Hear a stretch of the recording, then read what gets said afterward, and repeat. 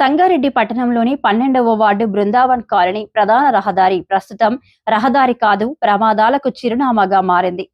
వర్షం పడితే రోడ్డంతా చెరువును తలపిస్తుంది. గుంతల నీటిలో కనిపించక వాహనదారులు నిత్యం ప్రాణాలు అరచేతిలో పెట్టుకుని ప్రయాణిస్తున్నారు. తాజాగా భారీ లోడుతో వెళ్తున్న వాహనం రోడ్డులో కూరుకుపోవడంతో జేసీబీ సహాయంతో బయటకు తీయాల్సిన పరిస్థితి ఏర్పడింది. ఈ ఒక్క ఘటనే రోడ్డు ఎంత అధ్వానంగా ఉందో చెప్పడానికి నిదర్శనం. రోడ్లు వేయాల్సిన చోట గుంతలు, గుంతలు పూడ్చాల్సిన చోట నిర్లక్ష్యం. రోడ్ల మీద రోడ్లు వేస్తున్నారు, కానీ మా వార్డులో మాత్రం గుంతలే అభివృద్ధిగా మిగిలిపోయాయి అంటూ ఆవేదన వ్యక్తం చేశారు. ఈ రహదారిపై ప్రతిరోజు వందలాది వాహనాలు, విద్యార్థులు, ఉద్యోగులు, మహిళలు, వృద్ధులు రాకపోకలు సాగిస్తున్నారు. అయినా అధికారులు, ప్రజాప్రతినిధులు చూసి చూడనట్టు వ్యవహరించడం బాధాకరమన్నారు. ఇకనైనా అధికారులు నిద్రలేచి స్పందించి బృందావన్ కాలనీ రోడ్డుకు శాశ్వత పరిష్కారం చూపాలని, మరొక ప్రమాదం జరిగేలోపు వెంటనే రోడ్డు నిర్మాణ పనులు ప్రారంభించాలని కోరుతున్నారు. ఈ కార్యక్రమంలో బృందావన్ కాలనీ అధ్యక్షులు సంగమేశ్వర్, ప్రధాన కార్యదర్శి నరేందర్, ఉపాధ్యక్షులు గోపాల్ రెడ్డి, రాములు, కోశాధికారి నరసింహులు, రాములు, విజయ్, ప్రకాష్, పురుషోత్తం, సదానందం, జనార్దన్, స్వరూప, ఉమా, సుజాత, సరస్వతి, పద్మాచారి, సునీత, ఇందిర, సంగీత తదితరులు పాల్గొన్నారు.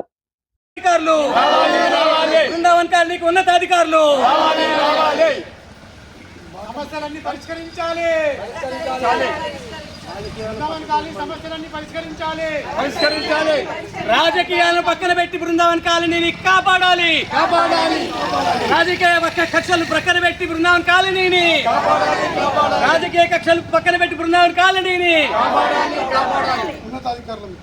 ఉన్నతాధికారులు తమ ఉన్నతాధికారులు బృందావన్ కాలనీని వెంటనే ఉన్నతాధికారులు వెంటనే బృందావన్ కాలనీని ఉన్నతాధికారులు వెంటనే బృందావన్ కాలనీ ఉన్నతాధికారులు వెంటనే సందర్శించాలి సందర్శించాలి బృందావన్ కాలనీ సందర్శించాలి సందర్శించాలి సందర్శించాలి సందర్శించాలి.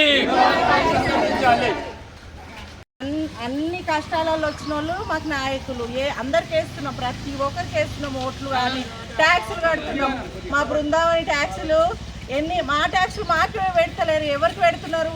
ఈ 16 సంవత్సరాలు అవుతుంది ఈ బాధపడి. మేము ప్రతి ఒక్కరికి ఫ్రాక్చర్ అవుతున్నాయి, బండ్ల మీద పడి వచ్చే రహదారి కొంటూ పోయేటోళ్ళకి ఎంతో మందికి మేము లేపి వాళ్ళని చూస్తే మా పిల్లలు, చిన్న చిన్న పిల్లలు ఎంతమంది ఇదైపోతుండ్రు. మా బాధలు ఎవరికి చెప్పుకోవాలి? మేము ట్యాక్సులు కడుతున్నాం ప్రతి ఒక్కరం, అని మా ట్యాక్సులు మాకు పెట్టలేరు. మా తర్వాత అయిన ఖాళీలా ఎంతమందికి రోడ్లు అయినాయి. మళ్ళీ మా కాలనీకి వచ్చే వాళ్ళకి అందరికీ కూడా రోడ్లలో పడి ఎంతోమంది ఫ్రాక్చర్లు అయినాయి. అందరు కూడా మాకు శాపనార్థాలు పెడుతున్నారు. మాకు కాదు అవి పెట్టే శాపనార్థాలు, వాళ్ళకు. అధికారులు కూడా ఎందుకు స్పందిస్తలేరు? మేము ట్యాక్స్ కడతలేమా? ప్రతి ఒక్క ఇంటి నుంచి ట్యాక్స్ కట్టిన 16 సంవత్సరాల నుంచి ఆ ట్యాక్స్ మాది మాకు పెట్టినా మాకు రోడ్లు అవుతుంది. ఇంతవరకు మాది కలెక్టర్ దగ్గరికి పోయినాం, ఎవరి దగ్గరికి పోవాలో అందరి దగ్గరికి పోయి మస్తు 16 సంవత్సరాల నుంచి ఈ ప్రభుత్వం వస్తే చేస్తుందేమో ఆ ప్రభుత్వానికి వేసినాం, వాళ్ళని గెలిపించుకుంటే వీళ్ళేస్తారేమో వీళ్ళకేసినాం. ప్రతి ఒక్క ప్రభుత్వానికి గెలిపించుకున్నాం, కానీ మా ఓట్లు ఎవరికి మరి ఏమనిపిస్తుందో అర్థమైతలేదో. కొత్త కాలనీలు డెవలప్ అవుతున్నాయి, కానీ మరి 16 సంవత్సరాల కాలనీ డెవలప్ అవుతలేదు. పెద్ద కాలనీ ఇది, అన్ని కాలనీల కంటే చాలా పెద్ద కాలనీ ఇది. దయచేసి ప్రభుత్వం కానీ ఎవరు కానీ నాయకులు కానీ స్పందించి మా కాలనీకి దయచేసి రోడ్లు ఇవ్వండి. స్కూల్ పిల్లలు రోజు పడుతున్నారు, ముసలోళ్ళు ఉన్నారు, పడుచు పిల్లలు ఉన్నారు, చిన్న పిల్లలు ఉన్నారు. ఇంత పెద్ద గుంతలలో ఇప్పుడు చూడండి మా మొక్కల దాకా వచ్చినాయి నీళ్ళు. అందులో పడ్డారా అంటే చిన్న పిల్లలు ఉంటారా? మరి ప్రభుత్వానికి ఇదంతా బాగుంటే ఓకే. నా పేరు సంగమేశ్వర్, నేను బృందావన్ కాలనీ అధ్యక్షుడు. గత 15 సంవత్సరాల కింద మేము ప్లాట్లు కొన్న తర్వాత ఆ రోజు ఉన్నటువంటి పద్ధతి ప్రకారం హెచ్ఎండిఏ పర్మిషన్ కోసం హైదరాబాద్కు పోయి మేము హెచ్ఎండిఏ పర్మిషన్ తీసుకున్నాం, హెచ్ఎండిఏ ఫీజు కట్టాం. ఇక్కడికి వచ్చిన తర్వాత వచ్చినటువంటి మేము ఇప్పుడు ఇల్లు కట్టుకున్న తర్వాత మమ్మల్ని ఉద్దేశపూర్వకంగానే ఈ ప్రభుత్వాలు సతాయిస్తున్నాయని మేము భావిస్తున్నాం.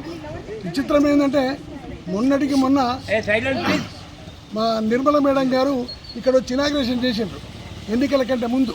తప్పకుండా రోడ్ అయితే సంతోషపడ్డాం. ఇప్పుడు ఏంటంటే అధికారుల దగ్గరికి వస్తే వాళ్ళు ఏమంటున్నారు, మీరు నాయకుల దగ్గరికి పోమంటారు. నాయకుల దగ్గరికి పోతే అవుతుంది, ఎప్పుడు పోయినా కానీ అవుతుంది, రేపే అవుతుంది అన్నట్టు మాట్లాడుతున్నారు, పంపిస్తున్నారు. సుమారుగా ఈ సంవత్సరం నుంచి ఒక 10-12 మెమోరాండం మేము సమర్పించినాం. కలెక్టర్కి సమర్పించినాము, తర్వాత మున్సిపల్ కమిషనర్కు, మున్సిపల్ చైర్మన్కు విజయలక్ష్మి గారు ఉన్నప్పుడు పోయినాము, ఇప్పుడు పోయినాం. ప్రతిసారి మా ప్రయత్నం మేము చేస్తున్నాము. ఇక మాకు అనివార్యంగా గత్యంత తెలియని పరిస్థితి తీసుకొచ్చి పెట్టింది. వాళ్ళ పిల్లల పరిస్థితి ఏంది, ముఖ్యంగా లేడీస్ పరిస్థితి ఏంది, రోడ్లకి ఇంటికి వెళ్ళి బయటకు రావాలంటే ఏ మూలకైనా పోయినా కాలు పెట్టే ఛాన్స్ లేదు. ఎట్లా ఉంటాం మేము? ఒక జిల్లా కోటలో ఉన్న మన ఫీలింగ్ కూడా మనకు లేకుండా ఎక్కువ కిలోమీటర్ ఎక్కడ చూసినా కానీ ఏ ఒక్క రోడ్డు కూడా వీళ్ళు చేసింది లేదు. కనీసం పట్టించుకున్న డ్రైనేజ్ లేదు, ఇది లేదు. వాళ్ళు ఏమంటారు, మీకు ఒక చెత్త బండి అయితే పంపిస్తున్నాం కదా మేమంటారు. అంటే మేము కట్టేటువంటి ట్యాక్స్లకు మీరు పంపే చెత్త బండికి డబ్బులు ఇస్తామనే విషయం నేను చెప్పదలుచుకోవాలి. కానీ నిజానికి చెత్త బండి పంపిస్తున్నామని ఎట్లా మాట్లాడతారు వాళ్ళు? ఈ రకంగా మాకు చాలా అన్యాయానికి గురవుతున్నాం. మేము ఇంతటితో ఆగదలుచుకోలేదు. 16 సంవత్సరాలుగా మరి ఇది శాపమా లేక మా మీద మరి ప్రజాప్రతినిధుల కక్షనా తెలియదు, కానీ ఈ బాధలు 16 సంవత్సరాలుగా అనుభవిస్తున్నాం. వందల సార్లు వివిధ దశల్లో వివిధ ఆఫీసులకు తిరిగి బేసారి పోయినాం. అయితే ఇంకొకటి, ఈ గతంలో ఈ రోడ్డు బైపాస్ నుంచి దువా హాస్పిటల్ దాకా రోడ్డు అవుతుందని చెప్పి పెట్టినటువంటి ప్రపోజలు, తర్వాత ఇది ఎక్కడికి వెళ్ళైతే దువా హాస్పిటల్ దాకా అని పేర్కొన్నారో అక్కడ కాకుండా వెనుకకి తీసుకుపోయి ఇక్కడ దాన్ని లేకుండా చేసినటువంటి కుట్ర మరి ప్రజాప్రతినిధులది.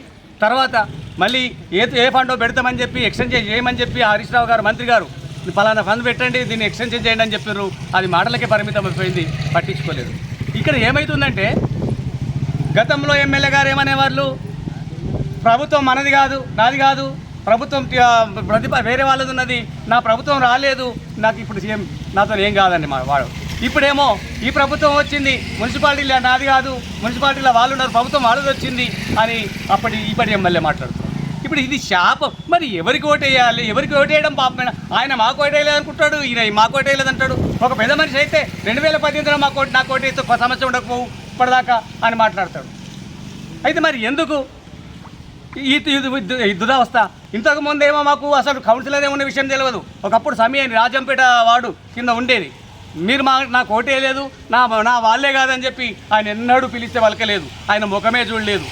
తర్వాత పోయి మళ్ళా గత సంవత్సరము కాంగ్రెస్ కౌన్సిలర్ని అనుకుంటే టీఆర్ఎస్ ప్రభుత్వం మావాడు కాదు కౌన్సిలర్ అని చెప్పి వాళ్ళు అరవపరవ చేస్తారు. ఇప్పుడేమో కాంగ్రెస్ ప్రభుత్వం వచ్చింది, టీఆర్ఎస్ కార్పొరేటర్ ఆయన తాతో పనులు అయితే లేవంటాడు. మరి ఎవరితో చేయించుకోవాలి?